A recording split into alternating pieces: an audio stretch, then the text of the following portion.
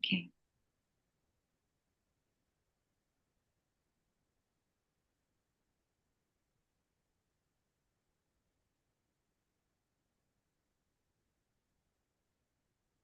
Um, ya ini, ya, okay. Is it visible? Yes.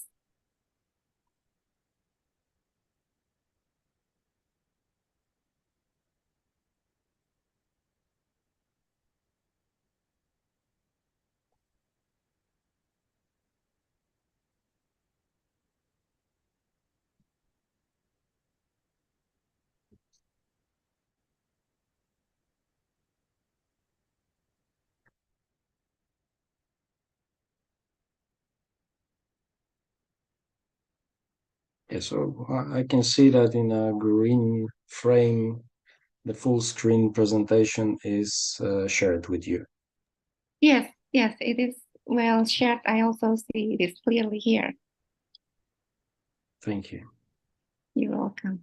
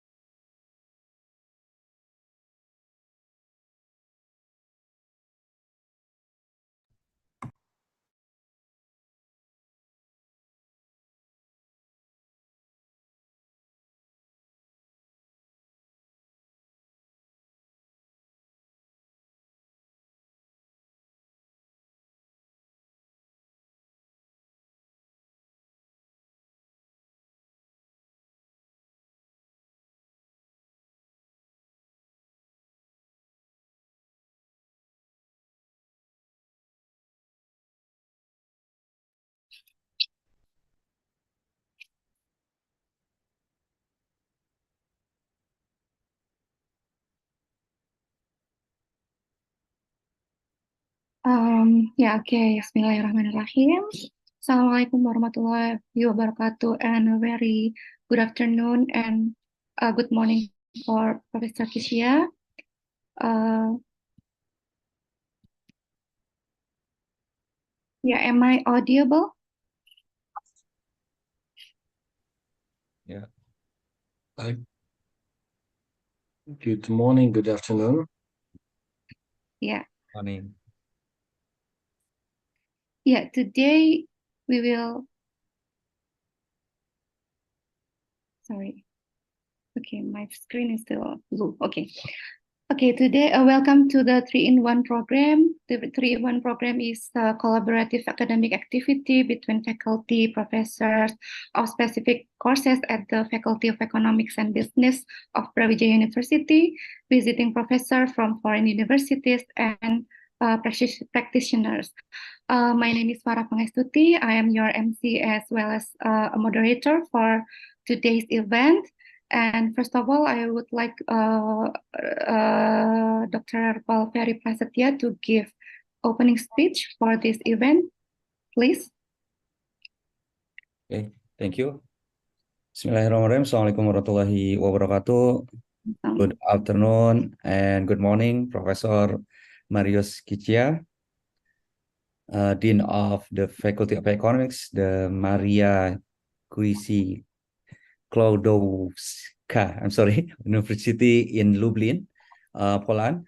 Our moderators, Ms. Farah Wulandari, our 3-in-1 committee, and our beloved student, ladies and gentlemen, on behalf of the Department of Economics, Faculty of Economics and Business, Universitas Brawijaya, I would like to extend a warm welcome to all participants of 3-in-1 programs organized by the Department of Economics, Faculty of Economics, Universitas Brawijaya. And we are honored to have with us Professor Marius, Dean of Faculties, and who will be sharing his insight on the topic on how in technology might affect the economics development in today 3-in-1 event. As we all know, the technology has always played an insignificant role in economics development, and with the rapid advance in technology, it has become even more crucial to understand its impact of the economy, and technological advance have created new opportunities for the business and individual, but have about the new challenges. And we are excited to hear Professor Kicia perspective on these important topics, especially in the case of the effect of the technology on economic development. In addition, Professor Marius, we believe that there are opportunities for collaboration between our institution and with the UMCS in the field of research collaboration, maybe, and education, mobility student, or mobility, like our lecture. And once again, welcome to our 3-in-1 series. I hope this event inspires a thoughtful discussion and sparks new ideas and enrich our understanding of the critical subject matter. Thank you for your attention, and selamat sore, good afternoon, or good morning, Professor Jia. Yeah. Assalamualaikum warahmatullahi wabarakatuh. Okay, Waalaikumsalam warahmatullahi wabarakatuh.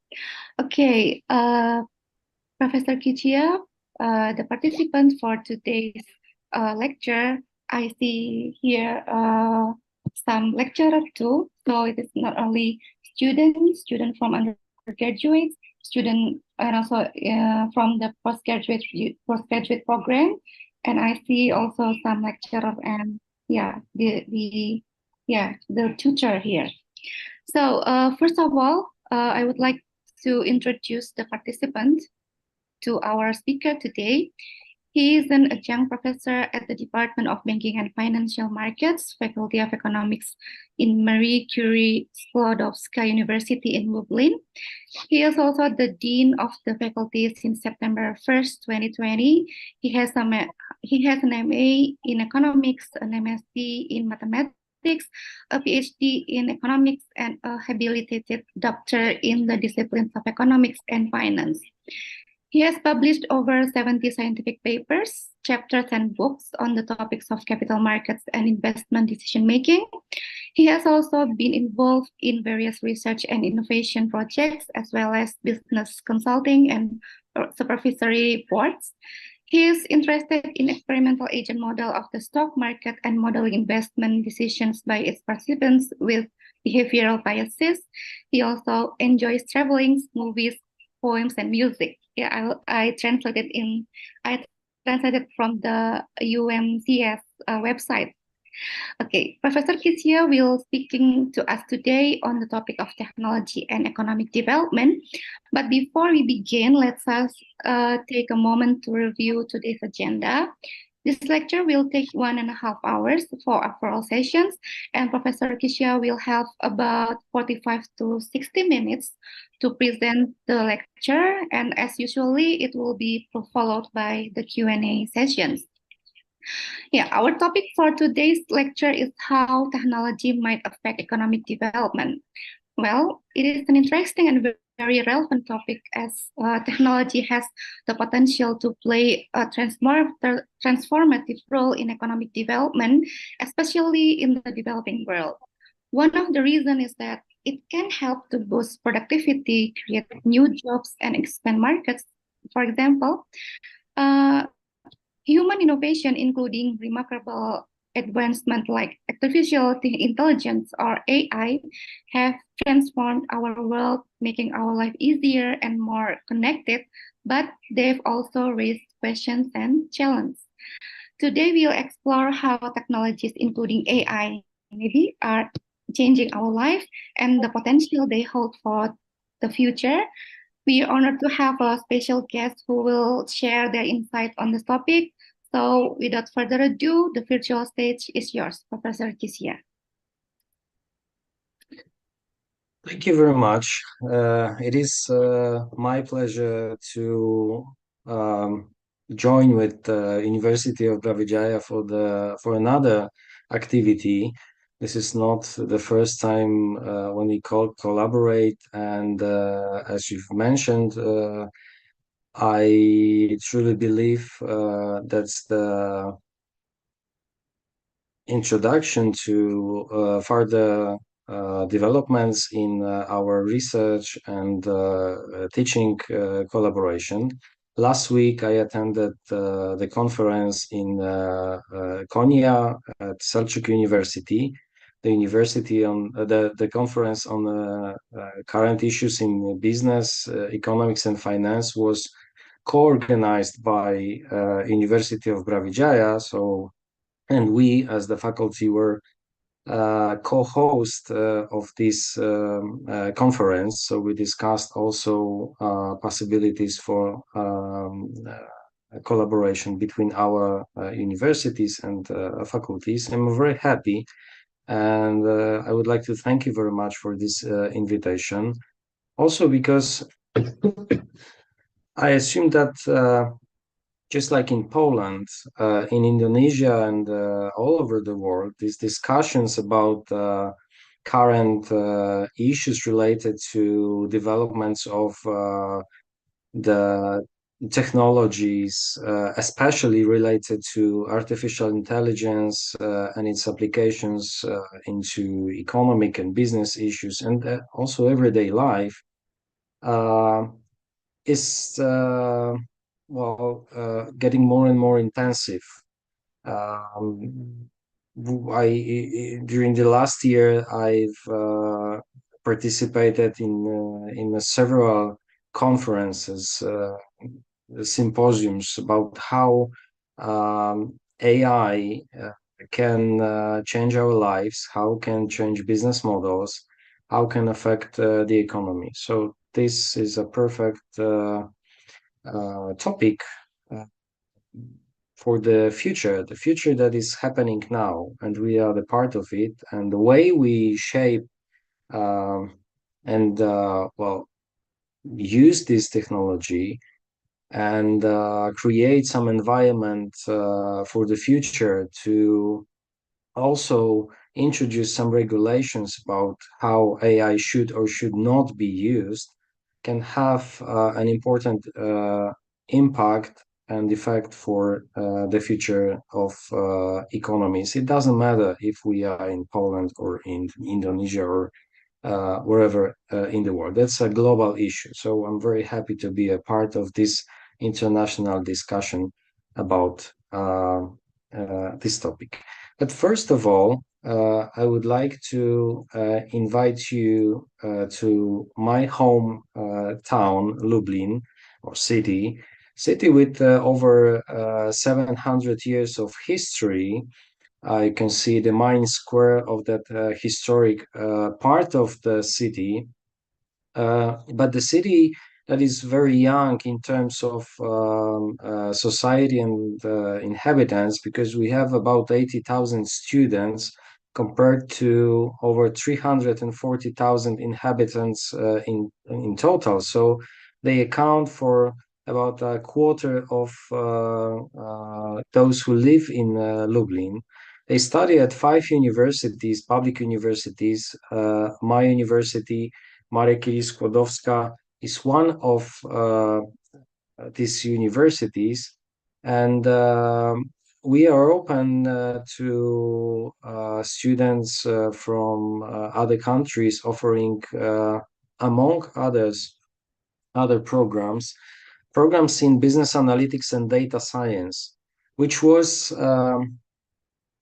an answer to a request from the city hall because of the strategy of development in Lublin. They, as a city hall, attract investors from all over the world to settle in Lublin the offices, but focus on modern business services like BPO, like shared services, like logistics, and that's because of the specificity of the region. We are located in the border of the European Union, about the city itself, about 200 kilometers from Ukrainian border.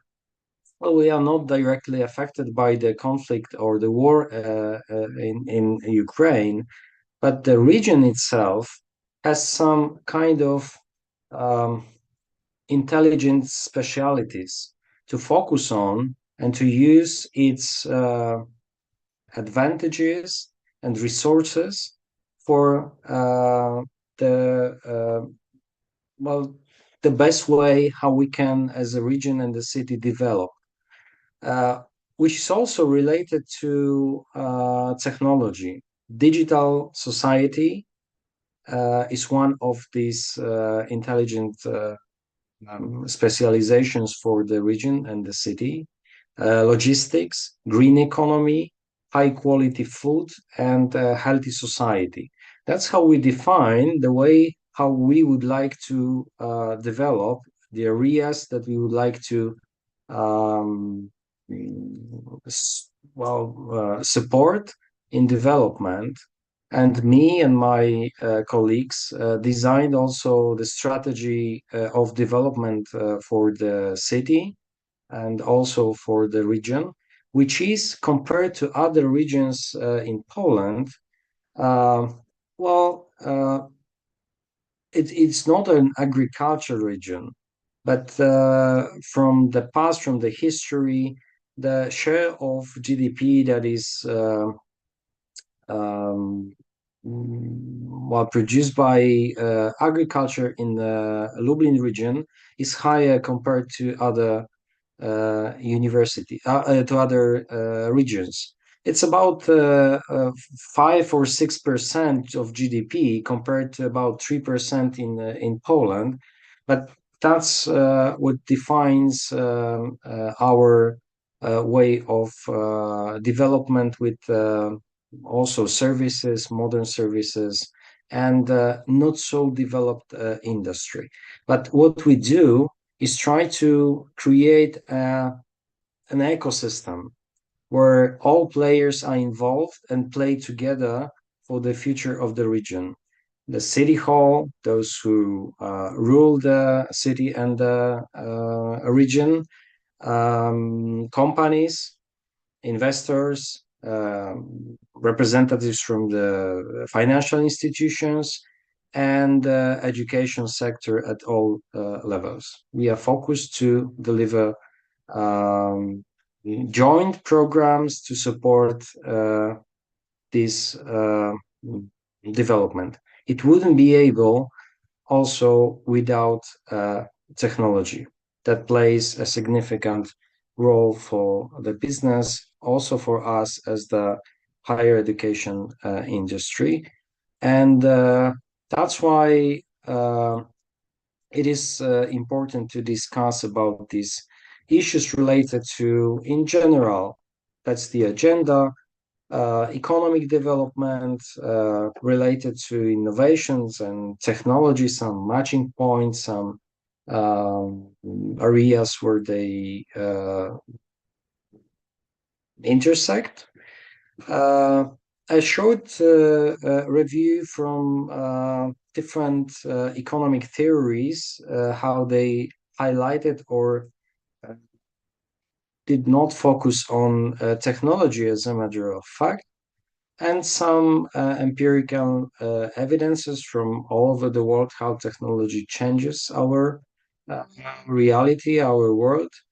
And the one that is, I think, in the focus, if mentioned about artificial intelligence, automation, and how it may affect the economies and labor market. So that's the rough plan for today's meeting and lecture. And what you will see in several slides is our illustrations made by, of course, artificial intelligence. This one, what you see in the background, is the response for the prompt, "Show me the future." And that's one of possibilities. The future in design, in a way, how we could live, not far from something what we already have, because these kinds of designs, uh, well, maybe not so perfect, but similar in the way how a house might look like, um, are available already in the world. So technology is important in economic development, but that's a quote. Invention, well, not the technology, but very related, has already reached its end. And the author of this quote didn't see any hope for further development. Fortunately, that was about 2000 years ago, said by Julius Sextus Frontinus, a Roman engineer.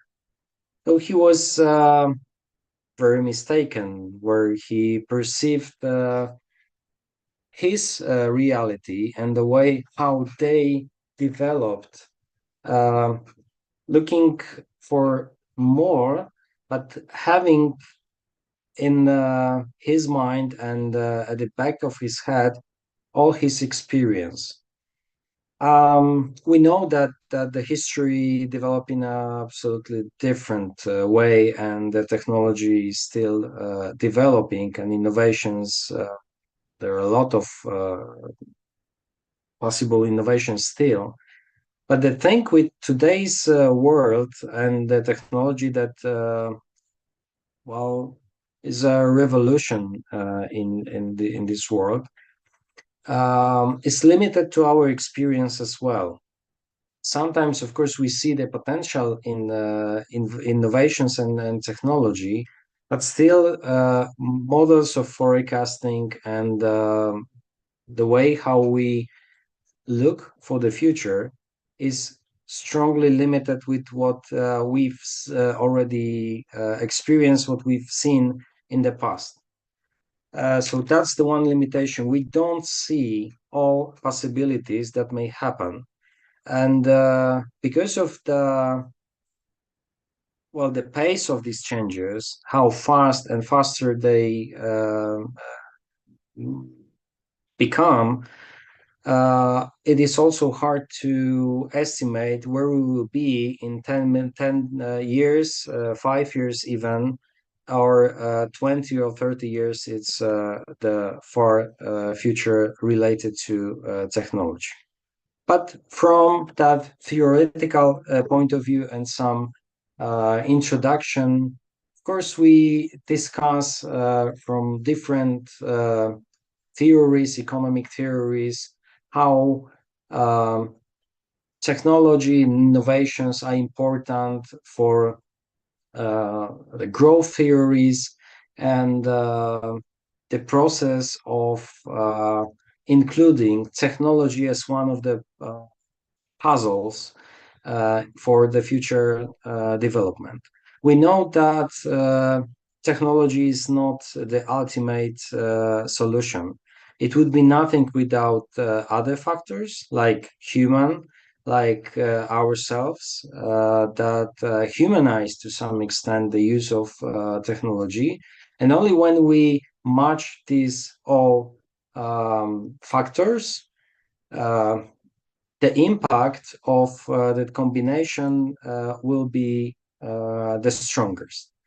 Also, we discuss how or what should we focus on, the growth of development. It is much easier to focus on growth, just quantitative increase of GDP or GDP per capita.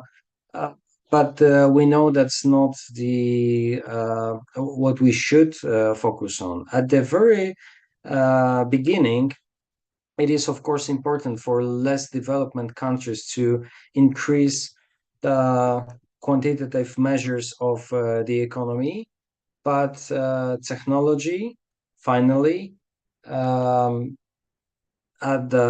for developed countries especially has an important impact for qualitative issues related to economic growth or development.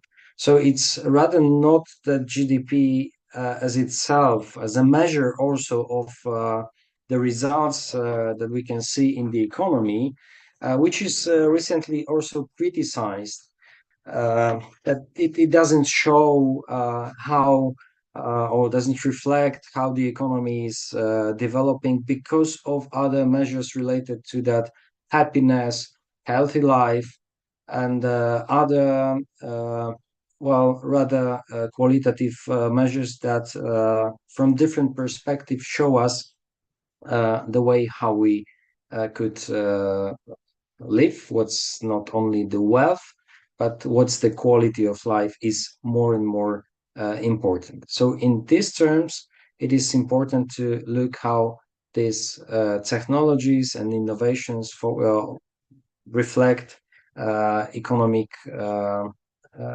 development. And of course, it doesn't happen. I mean, we observe the substantial changes in the economy at the macro level, at the level of economy, region, and some aggregated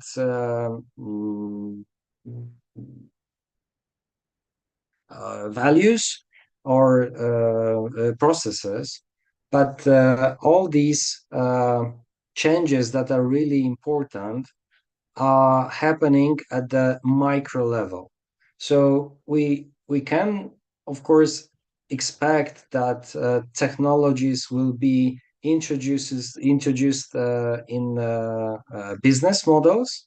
But if companies at the micro level, if us as consumers will not be interested in applying these innovations, there will be no effect at the macro level. So the economy as a sum of individual companies, consumers, all entities, billions or millions of entities can achieve some goals, can adopt and introduce changes observed at the macro level only if we are convinced at the micro level that it's good for us as a business or good as for us as households, consumers. We're not afraid also of risk to use that technology, which to some extent is also a barrier in case of some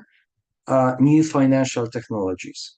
Because there's another negative um, side of these kind of technological improvements in terms of or in the area of financial services, for example, which is a new risk. A new risk that can be related to frauds, some well, potential access to our financial assets through new channels of accessing our bank accounts, investment accounts, or someone who would like to advertise a brand new financial solution that in fact is a kind of scam and the way to steal our assets.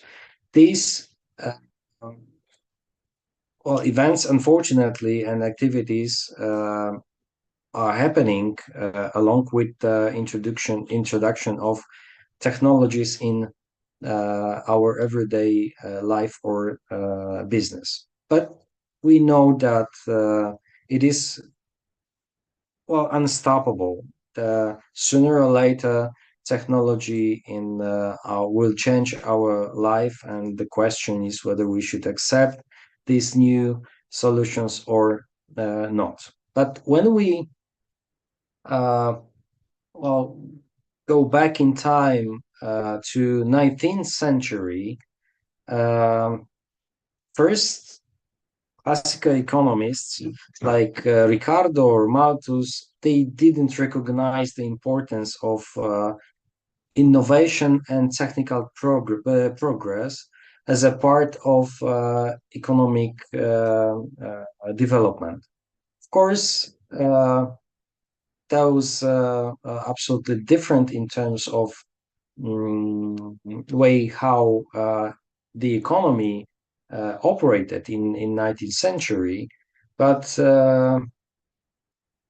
not this one, but accumulation of capital, distribution, productivity of labor were more important than technology itself for the economists about 200 years ago.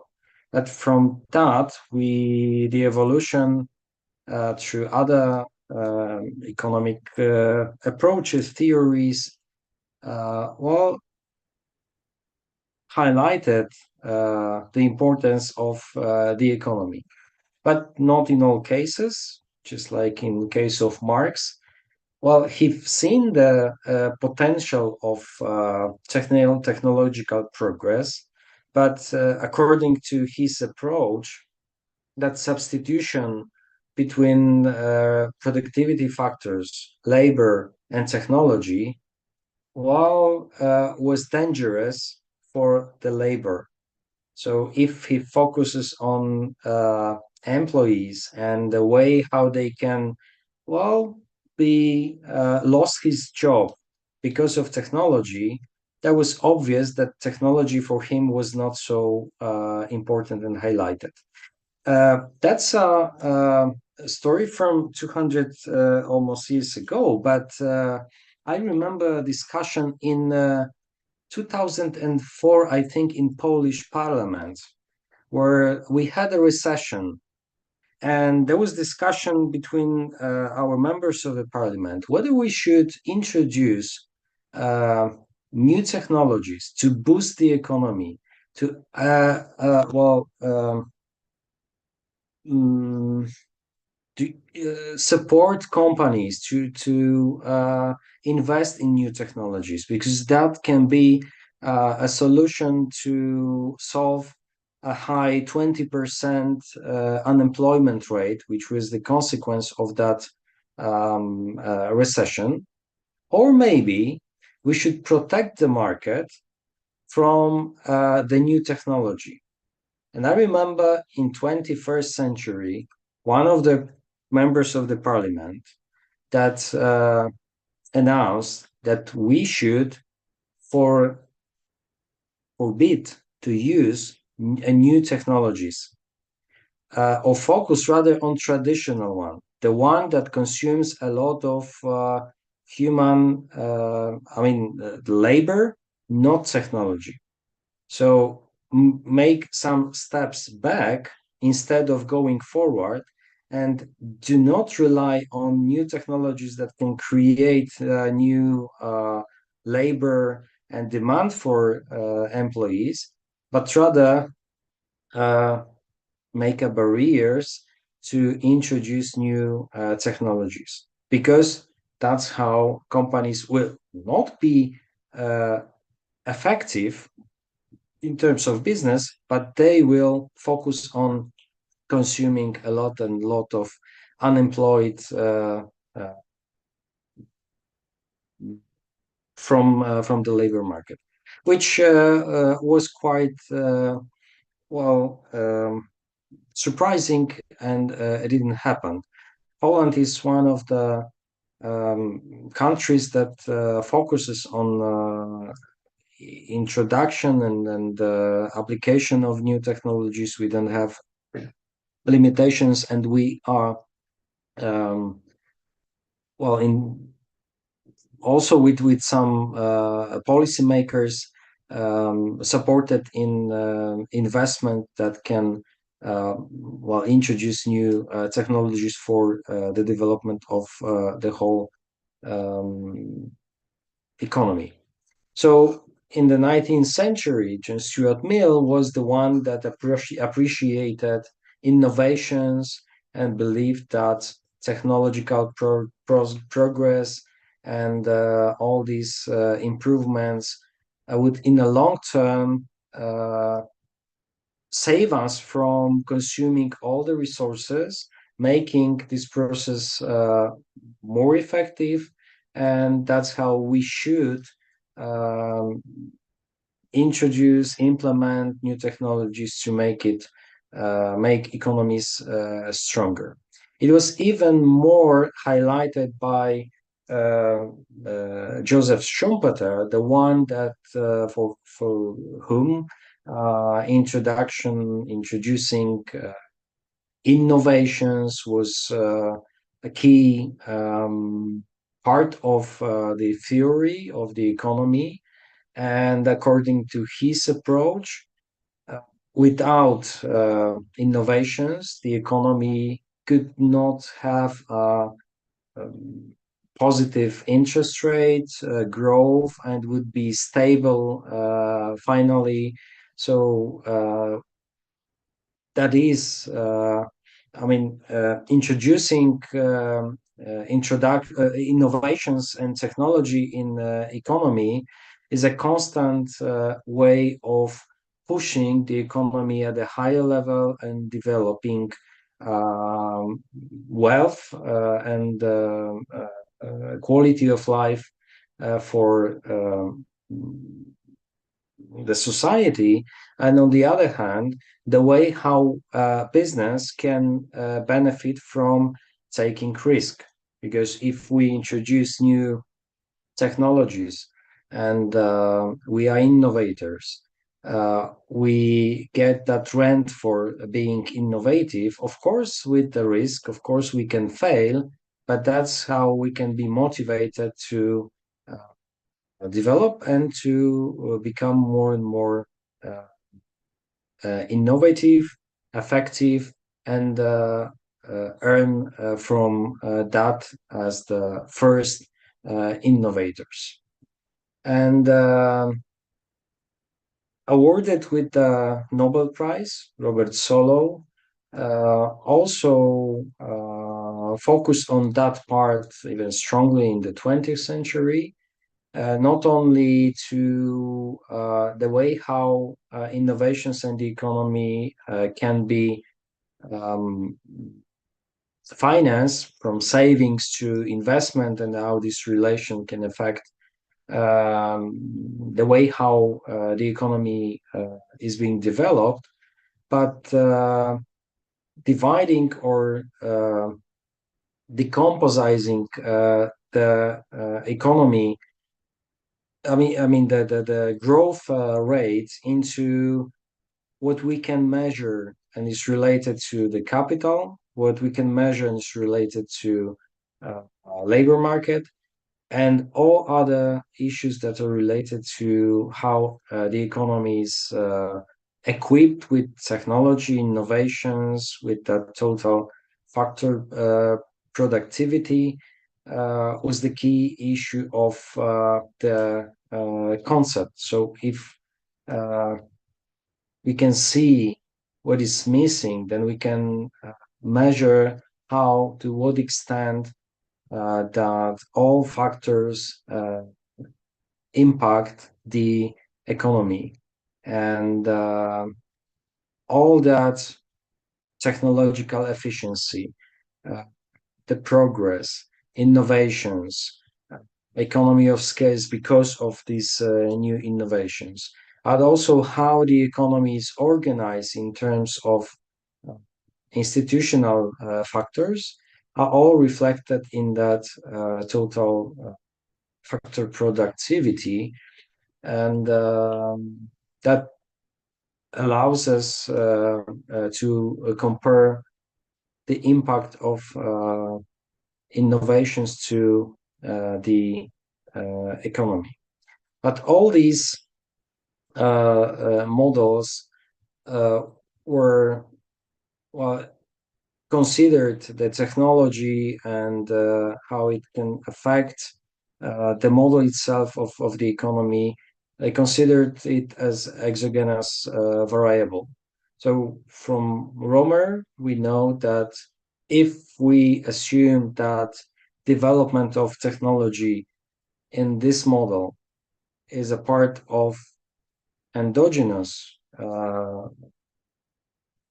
factors, then we learn how to use it, and we can find the external benefits and knowledge that this all investment in innovations give to economy. So we can manage this process, we can impact one, and do not consider this as an external surprise that when it's consumed and introduced at the very beginning speeds up the economy, and then it stops because the technology and innovation is quite old. So in this case, it is also the more, I mean, the further we go with the economic theories, my impression is that the more important these technology issues, innovations, and introducing innovations into economy is important for these theories.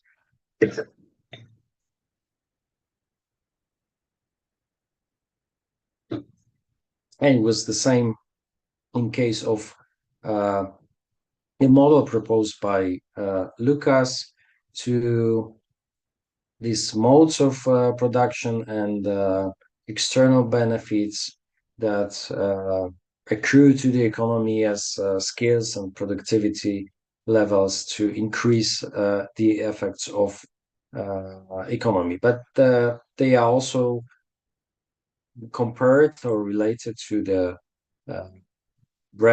increased revenues from the scale of production. So in this case, that endogenous growth is growth from a system that accumulates knowledge, information, and is based, the technology, the innovations are consequences of the knowledge that we have and how to use and develop the technology and new ways of innovations. So these new models uh, recognize that income from capital is or has an indirect impact of growth, but there are positive external effects of technological progress and developments. And to play this game, to increase and strengthen the economy, it is important that it's not only focused on technology itself, but also that kind of ecosystem that includes all players or important players important for the development, like education, like infrastructure of the economy, and technologies as a part of that. With these value added from synergies and a kind of complex support to development of and acceptance of technology, uh, the economy benefits the most. And what is really important that the economy, in most cases, that's how it also is organized in Poland, in terms of enterprises, is based on small and medium enterprises, mostly. About 80-90% of Polish economy are small and middle enterprises. So to achieve that high level of acceptance for the new technologies, it's rather these part of the economy that should be addressed and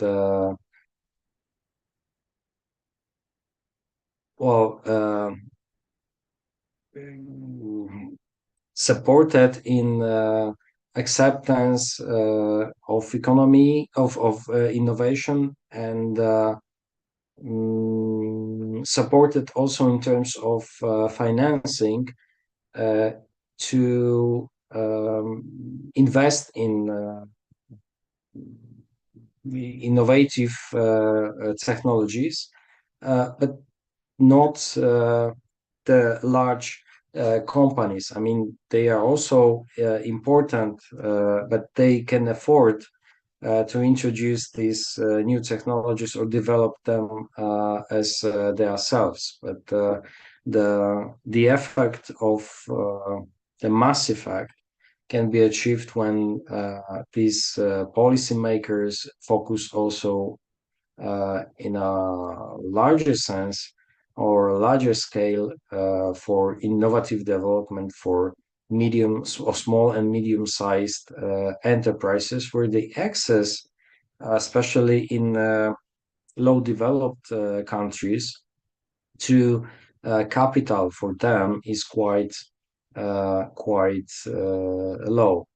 And another issues that I would like to highlight, and that's what I've mentioned, is just that innovation networks, all players, just like the example of Lublin and collaboration of local authorities, companies, business, enterprises, research institutions, science centers, accumulate that and then discuss some areas of how the economy is affected by technology. How can we support it? How can we design some solutions to increase the acceptance for technology, and how to introduce some methods of supporting that financial help, aid to companies, and what are the directions that should be affected by technology and where we should focus on. So that's the complex approach that is, well, the whole region can benefit from. So that's the theoretical point of view, but we see that recently that total factory productivity is to some extent diminishing. It had an important role in case of Poland, also at the very beginning of our transformation, but more developed we are, the less important is this total um, factor. Also, in discussions, it says that it is, well, with so developed and so modern technologies that are already introduced in the economy, it's harder to um, invent something new that is really boosting the economy.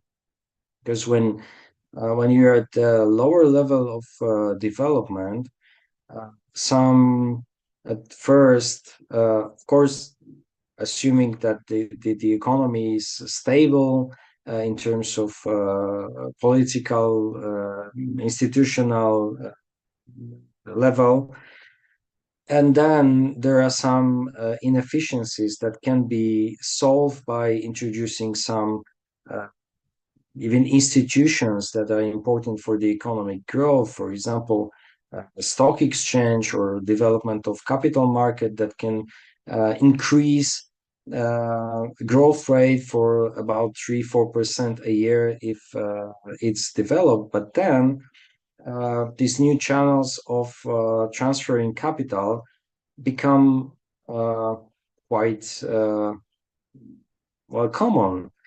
So companies use it, and that have or had its impact on the pace how the economy grows. And then you have to look for only innovations. But innovations, on the other hand, require a lot of capital. In Poland, it's about less than 1% of GDP is well transferred to financing innovations. I mean, in a public and in a private sector. We have some support from the European Union as a part of that larger project, but unfortunately, there are some political tensions, or there were some political tensions also between the Polish government and the government of the European Union. So not all funds that are dedicated for the research and development for new technologies are used, although they are ready. And we could apply for them as Polish companies, then unfortunately, hopefully, it will change after this parliamentary election that took place 2 weeks ago. That's the key issue. Well, when you need financing for these technologies, because we are not like the United States that with 5% or even more than 5% of GDP that is transferred into financing innovations, our possibilities are very, very limited. So every Polish zloty counts when we think about financing innovations. And the further we go, that total factor productivity, we developed more and more developed economies all over the world uh, just stopped. Of course, we had not in 2015-19 where this impact was the lowest, but we had a financial crisis in 2008 and 9 that affected the whole economy, a global event. Then in 2020-21, we had a COVID crisis also that stopped the economy. But in general, the more developed we become, it may look like it's easier to introduce some technology into the economy, but the effect is uh, well smaller and smaller. But definitely, it's not the last word that we said about technology. Especially that when we looked at the acceptance of new technologies, it is widely seen that the power of technology um, is greater and greater. And when we compare IT solutions from 20 or 30 years ago compared to what we have now, that's different world. And we as societies, and the countries got accustomed to new technologies. Um, we usually discuss an adoption curve when when the new solution is proposed. Only early innovators accept it. That's less than 1% of all users of technology. And then with the spread of information about how can we benefit from this solution, the more and more users are adopters of these technologies. But that's the past. Now we don't talk about adoption curve, it's rather an adoption rocket. So new technologies, when we compare, for example, acceptance of landlines, when it took about 50 years to achieve 50% of adoption rate among the society, and smartphone usage or tablet usage, these technologies that allow us to communicate with the infrastructure of wireless networks, uh, 50% is only a few years to adopt these convenient solutions for our communication. So the more we go into the future with the new solutions that were also designed in a different way, in a way that first we recognize the needs of users. That's also from the strategic and business models perspective, and the way how companies and new startups test these new solutions, whether they will be accepted or not, and they adjust at the design level. So they are better and better fitted into our as a customer's need. That's how also the acceptance rate or adoption rates are higher in a shorter time. But it means that all benefits from technology like cellular phones, that it took about 20% to have almost 100% acceptance rate and adoption rate, which means that it's a common innovation that was and technology that was introduced into the economy, well, in terms of the result, the effects that the value added that can add into economy, uh, there's no more increase, because if we all accept that technology, now we need something new. And if we introduce a new technology and it is accepted very in a short time and brings us benefit, it has to be uh, modified very quickly before it gets old, or the new technology must be introduced to boost the economy again. Because when we got accustomed, the effect of that newness and new technology just diminishes. But when we looked at the labor productivity from new technologies and acceptance of some solutions, it doesn't matter if it's early 20th century and it's about electricity, the blue lines and blue spots, and then personal computing at the workspace or households.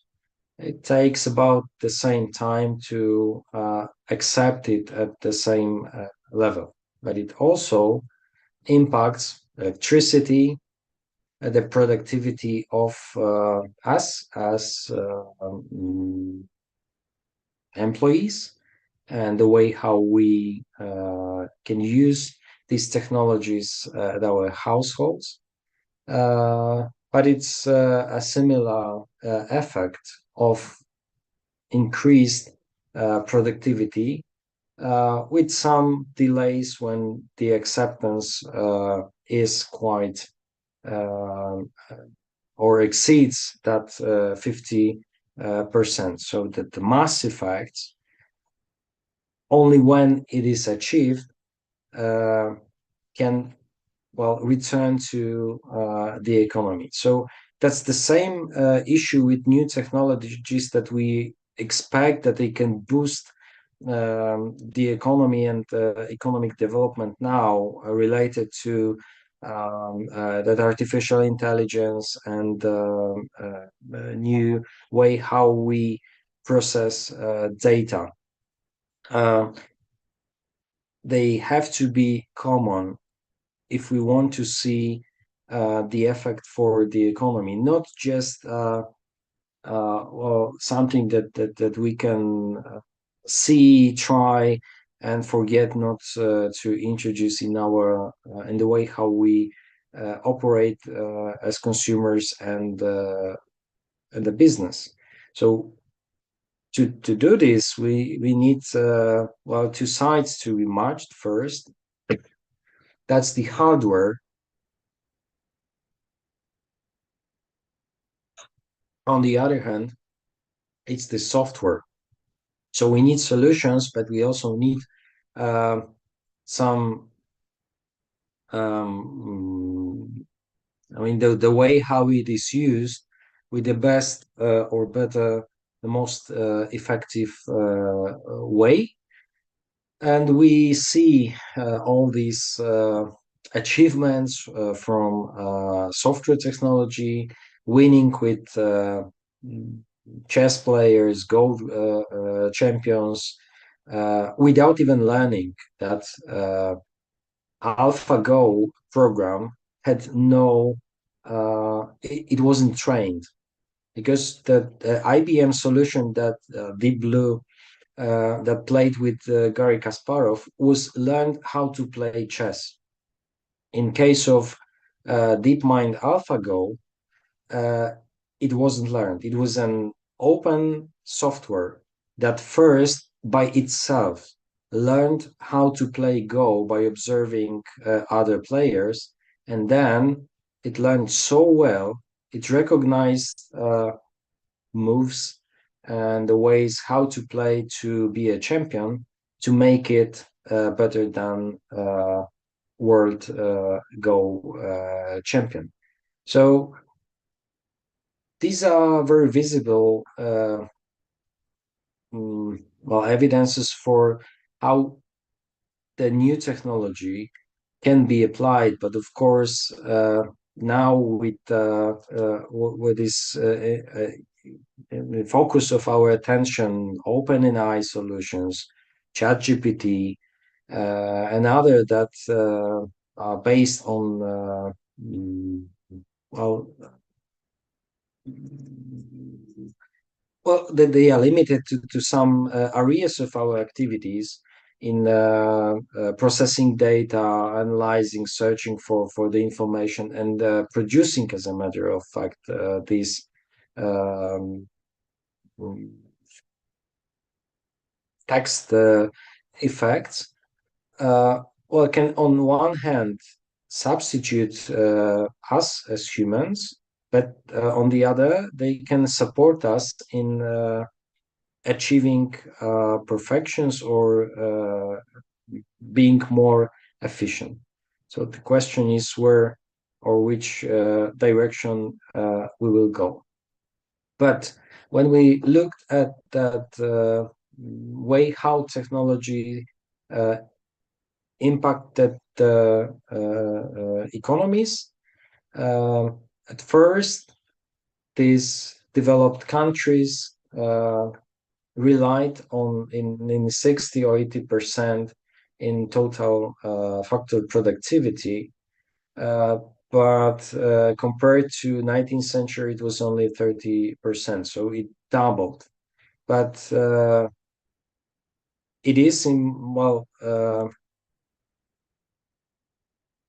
that technology plays important role when you are at the top of the development, and that's how there's no other way but being innovative and use technology to boost the economy, to speed it up, because all other inefficiencies or most inefficiencies, problems and challenges were already being solved. So that's how at the level of developed countries it can have such a huge impact. But in Poland, when we transformed our economy after 1989 reform, after 10 years, it showed that all these factors were important. It was about 82% growth that dependent on the total factor productivities. And the more developed we become, that effect was slower. And although we develop as just like other developed countries, we see challenges that are related to use of technology. Some of them are related to financing these acceptance and investments in new technologies.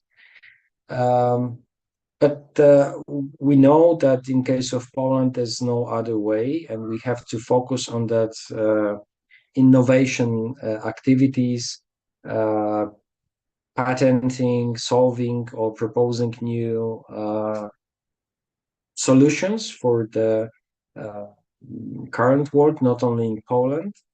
And we know that it's also related, the way how we support this process impacts how important role of the economy we play and leads to economic inequalities. We know when we look at the whole world that there are countries that play more important role in the economic growth at the whole world because of the possibility to focus on new technologies. That's United States and China that contribute, Japan, India, that contribute a lot to the world's wealth and can develop or grow even stronger. When you look for Indonesia, it's here about 0.5% of the global and world's wealth.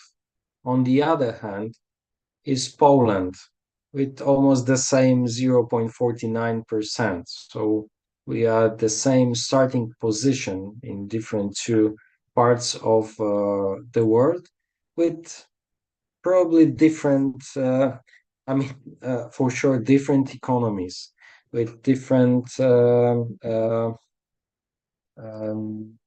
areas where we focus, different or the way how economies are organized, but with the same chances and challenges that we face for the future. All right, so in emerging countries, on contrary to developed countries where that economic growth is related to developed companies that know how to invest in new technologies, create them, and are able to do that. In case of emerging countries, it is not so easy to develop and to achieve that mass effect because the access to infrastructure, financing, and other challenges that we has to be solved before we focus on that part of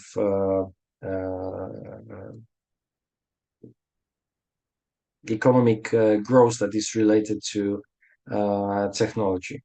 So it's not only technology, but it's the way how uh, the economy itself is organized, how it accepts or supports or provides any ways of in the policy, economic growth policy solutions to accept, and whether it can at all um, focus on that, or maybe that's the future to because there are more important issues to be solved in the economy. But we know also, observing other countries, that we can develop by international trade.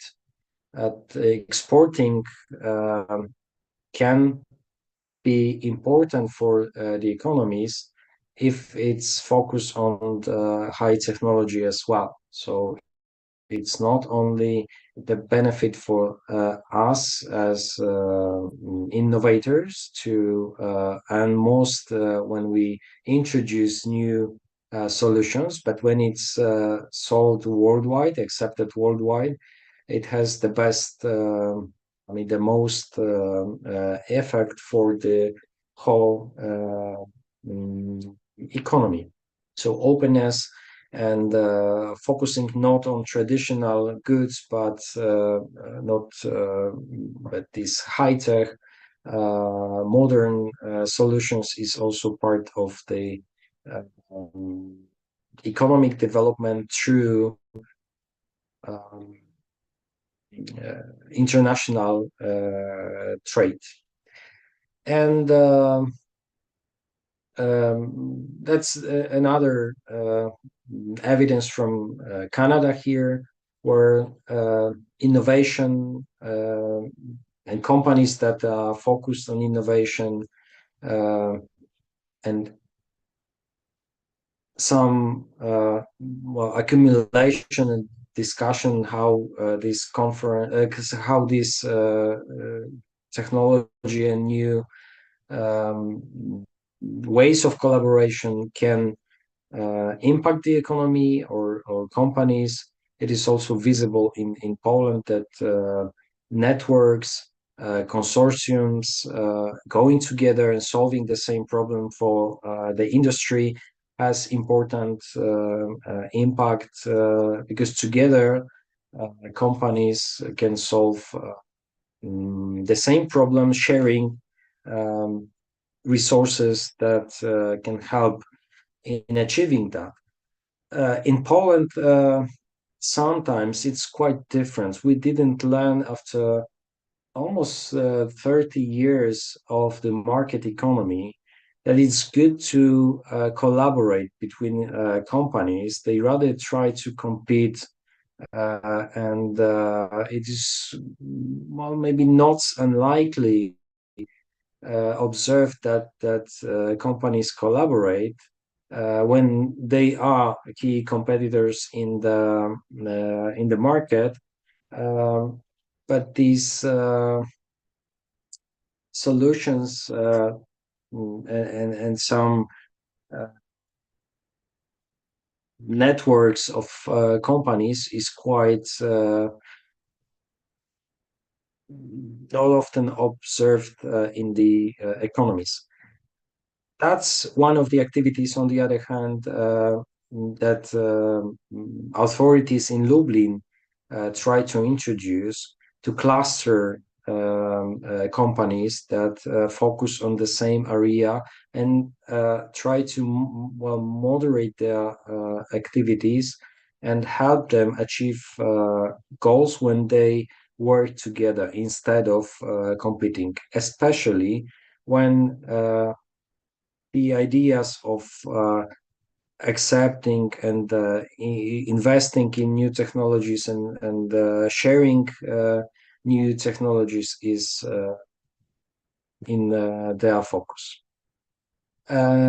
Technology has another benefit for the economy. We know that after the crisis, those economies that well, accept the high level of technology are resilient and they can return to normality faster than in a traditional way.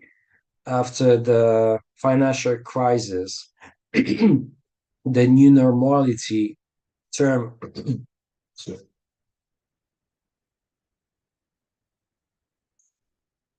the new normality term was introduced into the economic discussion, but it was after uh, the really huge earthquake in terms of economies and financial markets.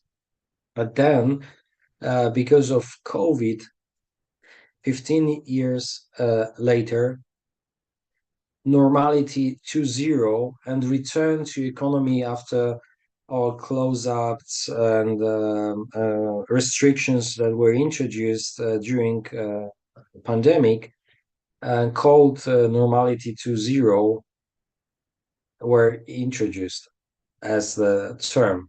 And it also looked at all these uh, economies that accepted technology, new solutions for technology, because there was no other option to run the business and change the model and adopt to the economy or the market to operate when you cannot do it in a traditional way because you are not allowed to have people in your offices, but still you have to work.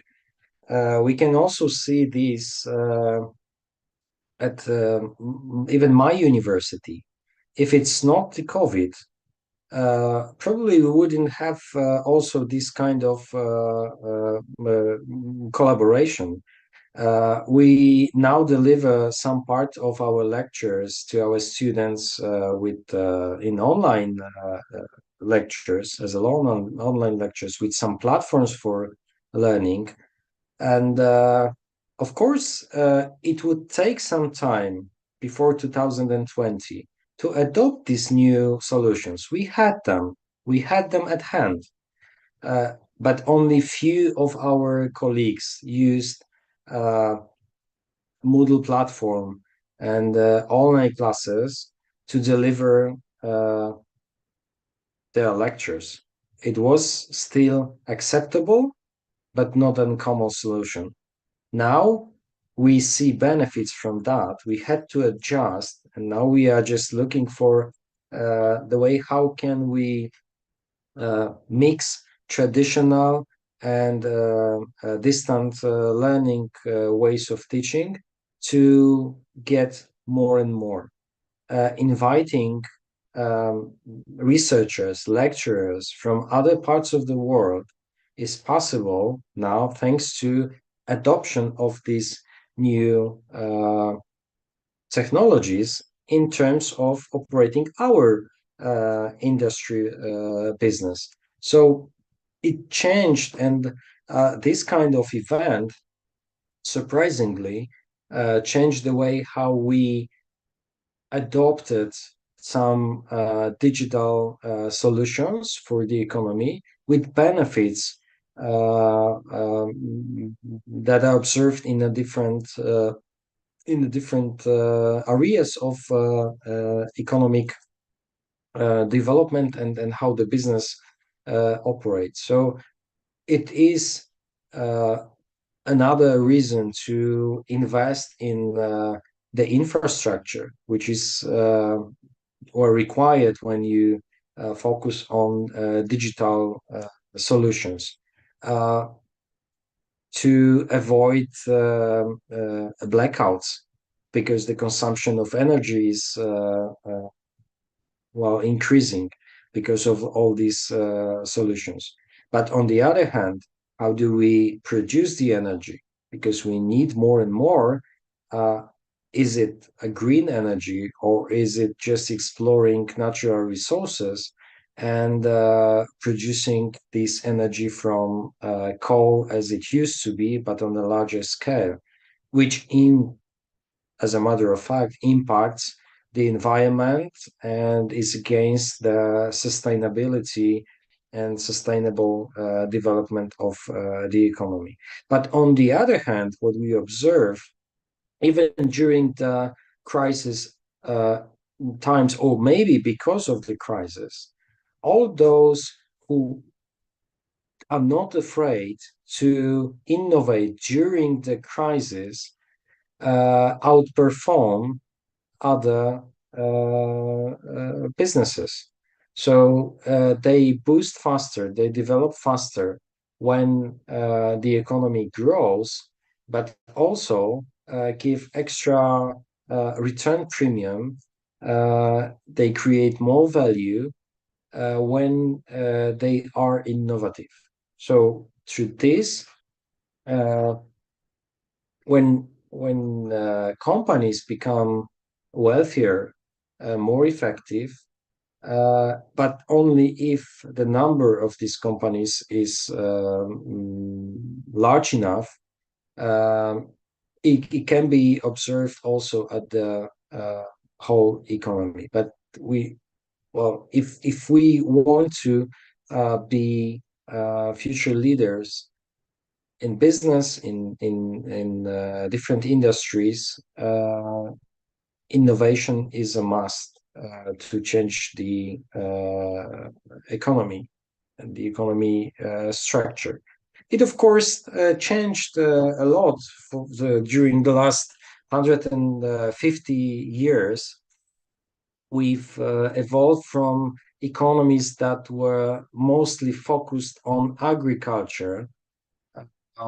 Here are three key economies, but if we compare European European countries' economies within the EU, well, it is observed that the structure of the economy with about 50, 60, up to even 80 sometimes percent of GDP and employment in services, and about 30, 25 some percent in manufacturing industry, and leaving about 1 to 3% for agriculture in terms of employment, is today's our reality.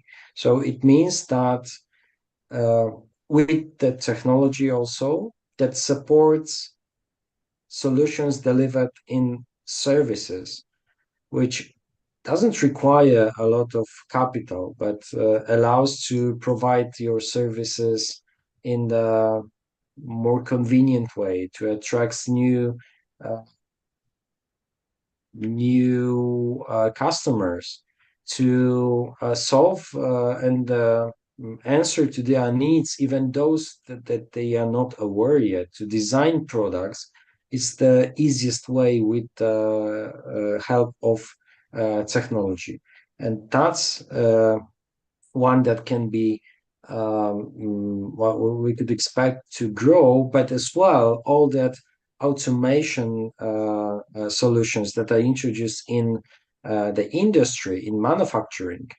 can also increase their effectiveness.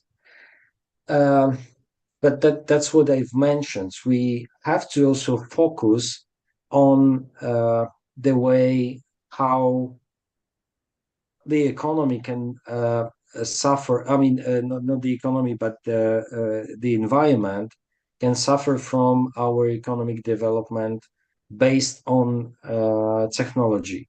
So the more uh, computational power that we want to use to deliver our solutions, we don't. Well, in the economy, in a common sense, we do not even know that every question that we ask to AI, to ChatGPT, means that there are servers, there are algorithms consume more and more energy, and it means that this energy can be a crucial point in maybe not in delivering, but sooner or later, well, even if there are some increased demand for the energy, we will deliver that.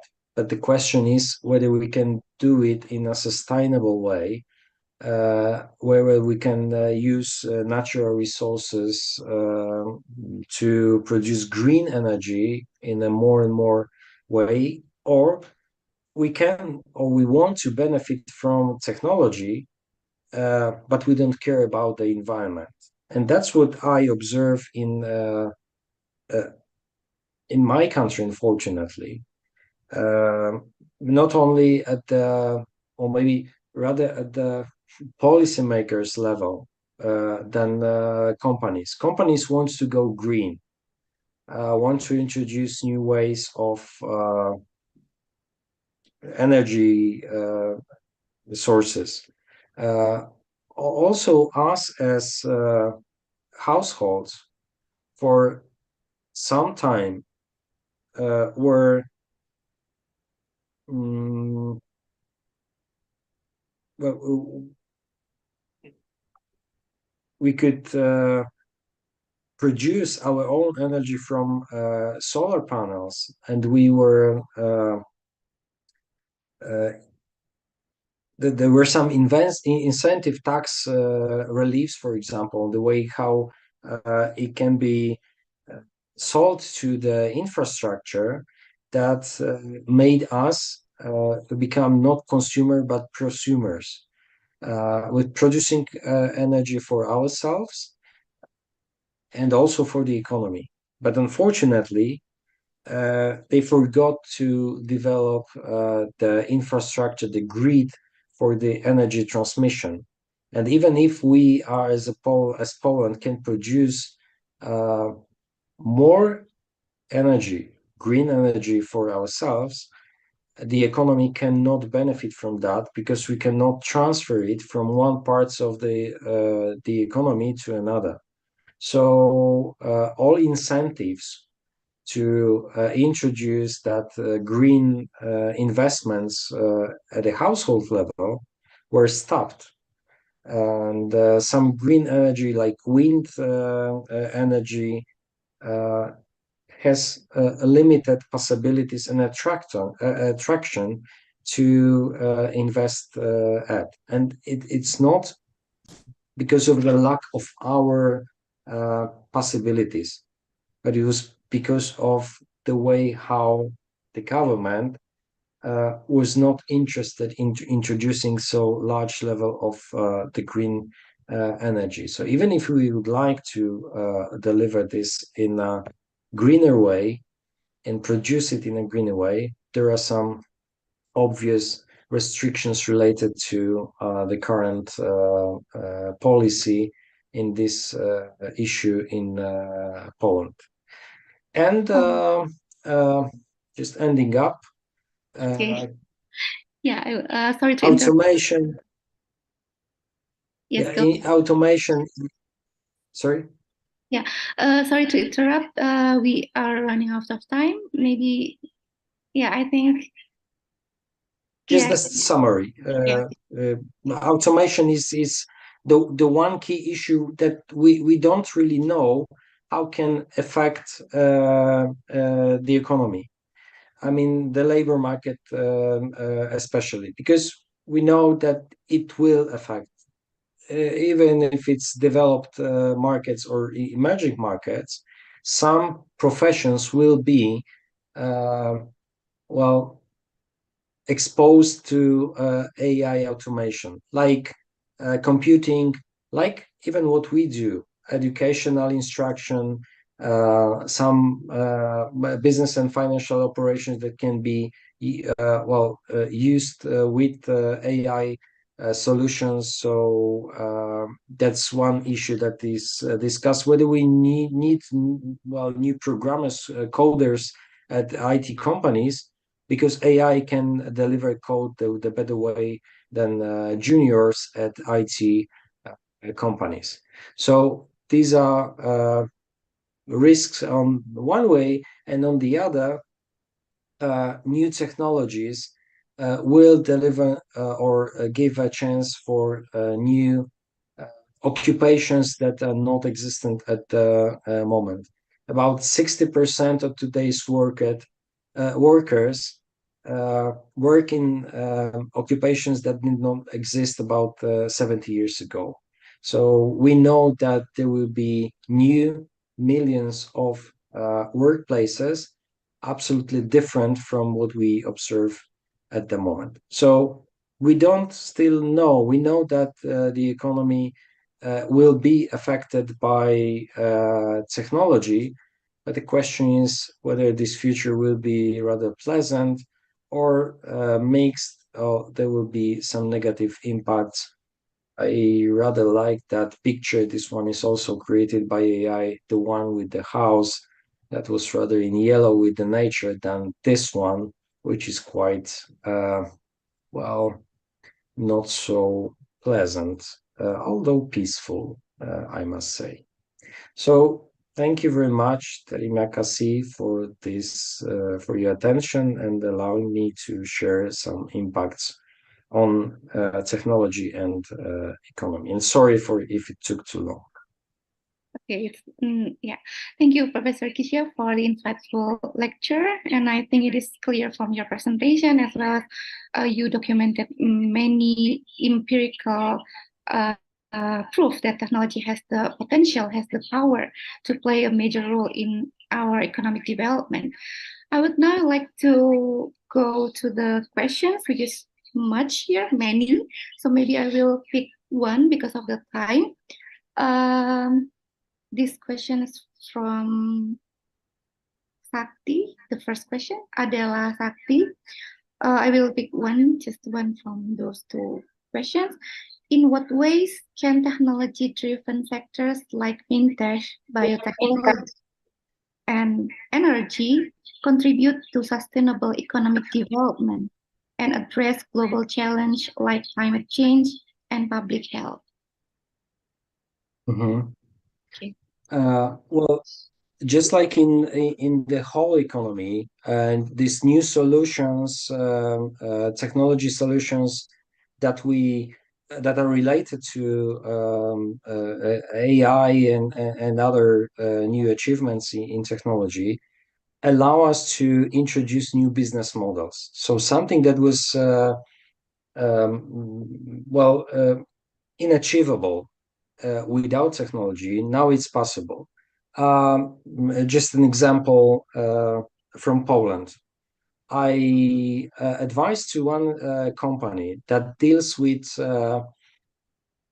delivering AI solutions to other companies in energy consumptions. So they just built a small tool that can measure in real time energy consumption throughout the day, every day. And then, with the use of artificial intelligence, they analyze whether it is effective or not. Because sometimes the company, like restaurant, when they start the shift in the morning, they launch all the tools, heaters, and so on at the same time. So there's a huge peak in energy consumption. From the agreement on delivery the energy, there's a limit that they shouldn't exceed, because if they exceed, they pay more for the energy. So first, they deliver solutions that stop or allows to turn all the tools, but one by one, to exceed that peaks in energy consumption. Then they deliver solution to state, or maybe instead of buying this energy from your the company that delivers you the energy, maybe you should join with other companies, and we check and buy this on a wholesale market of energy, the pool of energy that can be distributed cheaper to all that participate in that. So with the use of artificial intelligence, they control how to buy the energy and consume energy in a more sufficient way. But on the other hand, what is their next step is to deliver solutions for some networks of groceries. Now, when you arrive to a grocery, you just park at the front of shop at the parking, go shopping, and return to the car and go back.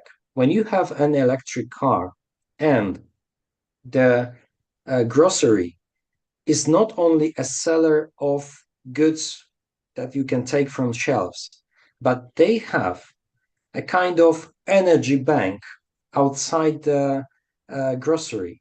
And on top, they have solar energy panels. They collect the energy.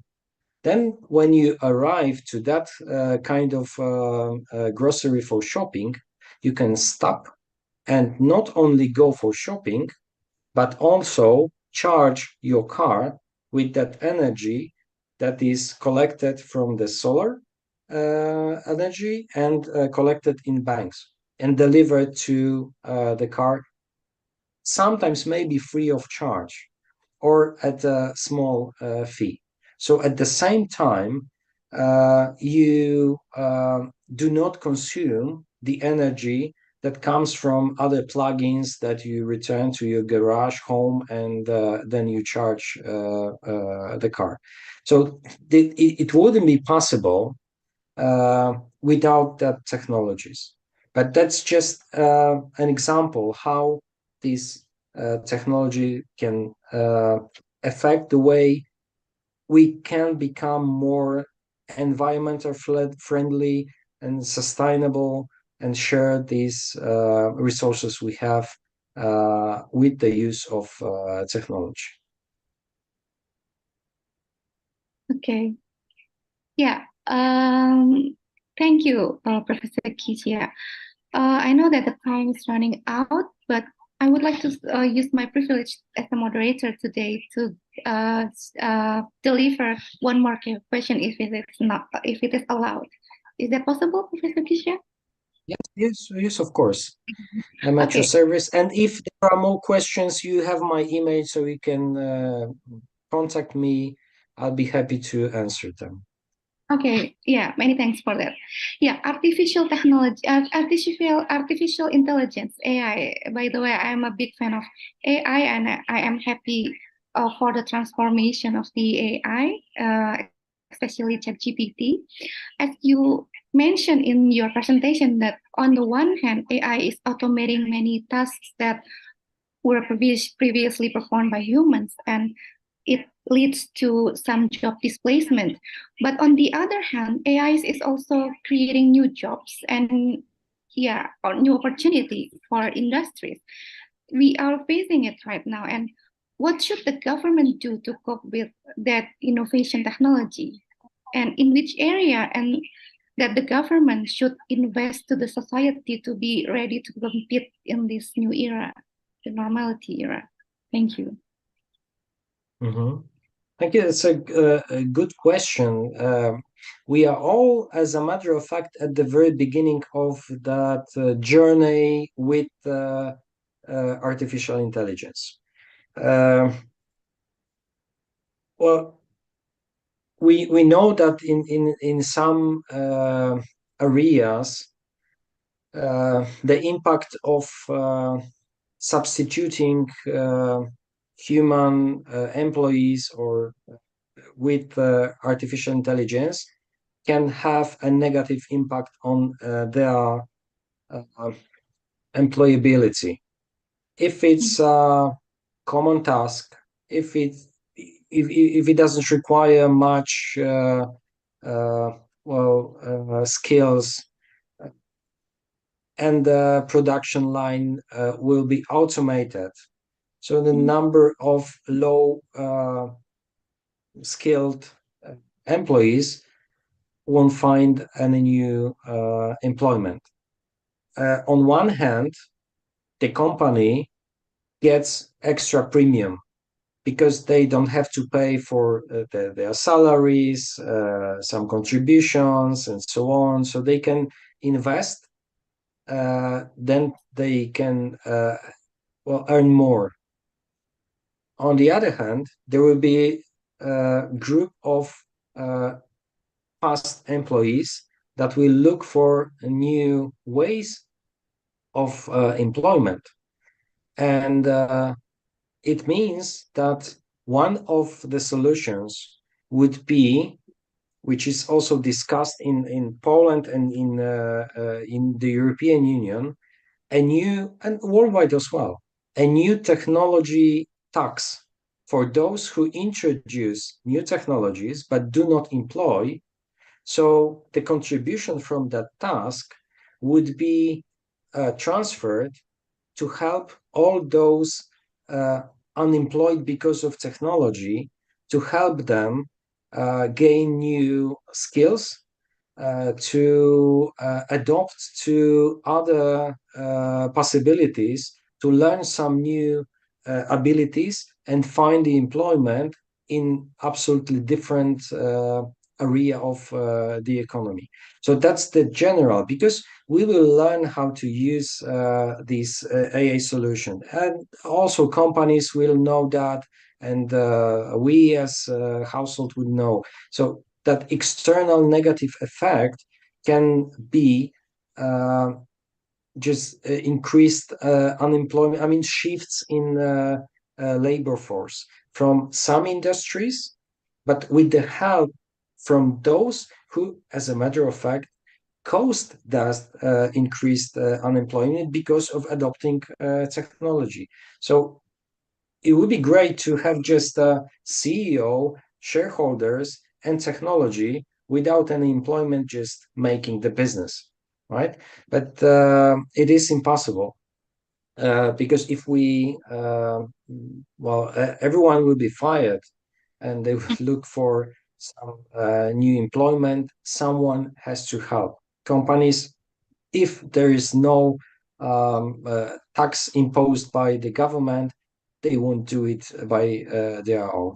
This kind of solution, if you look for, a few years ago was introduced in Switzerland. Companies that fire their employees because of technology reasons had to help them to look for a new job for several months, and they were obliged to pay for that kind of help. So that might be a solution. Okay, thank you, Professor Hishia. I think we are arriving to the end of our event. I would like to thank to Professor Hishia for the opportunity to learn from you. And also, I would like to thank to the participants for the active discussion. I hope you find this event fruitful, and yeah, I'll see you in another upcoming guest lecture series. And I hopefully we can also meet again in another discussion, Professor Hishia, and maybe in person, maybe not just online. Thank you very much for the invitation. It would be a pleasure to visit Indonesia once again. And if you only have a chance to visit Poland and Lublin, my university and faculty, you are very welcome. Yeah, Thank thank you. you for that. Yeah. Yeah, thank you. And maybe a very good bye-bye. Thank you. Yeah, thank you.